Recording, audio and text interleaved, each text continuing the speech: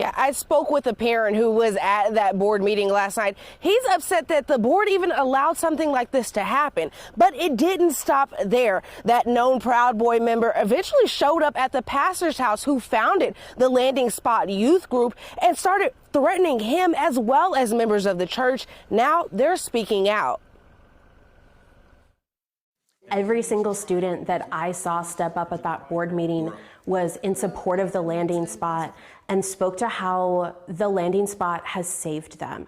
Sarah Bichardi is a leader in the Loomis Basin Congregational United Church of Christ. The Landing Spot was started by Pastor Casey and members of the church. It is a non-religious youth group. It's considered a ministry of the church, but it is not religious in nature. And a lot of that is due to the religious harm that a lot of queer youth have faced in their former faith communities. The Roseville Joint Union High School District decided to part ways with the Landing Spot following a video from a far-right activist group. Project Veritas posted a video to their social media, a highly edited, completely out of context, illegally filmed video of our pastor.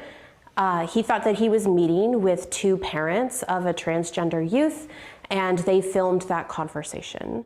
That video and the Landing Spot becoming the focal point of the school board meeting. Even though on the agenda itself, there were items related to curriculum and books, but in both situations, their actions against the Landing Spot ended up overshadowing what the entire purpose of the agenda of the meeting was going to be. So much so that, to your point, last night, they ended up clearing the room because they said, look, we know what you're all here to discuss. Kesey Adotten is a father and was at that board meeting. He says he's frustrated that the school board allowed this to happen.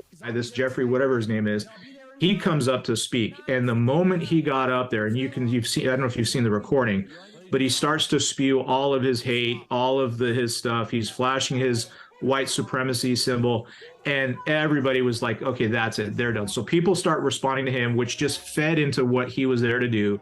According to police, that same man, Jeffrey Perrine, showed up to Pastor Casey's house yelling and causing a scene. I want to be very clear. Our church council, when we met earlier this week, passed a unanimous motion that we are in full support of our pastor and that our pastor has done nothing wrong.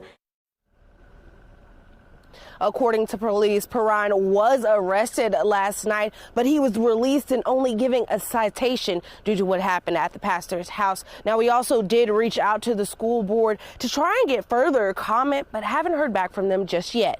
In Roseville, Danica Hill, KCRA 3 News. All right, thank you so much. And tension, again, initially began after the district rejected a permit for a drag show at Roseville High School. That happened earlier this month. The group putting on the event, the Landing Spot, says they've held that fundraiser twice in the past. This was the first year they had hoped to hold it at the school. The district says the Landing Spot didn't accurately describe the type of event that they had planned.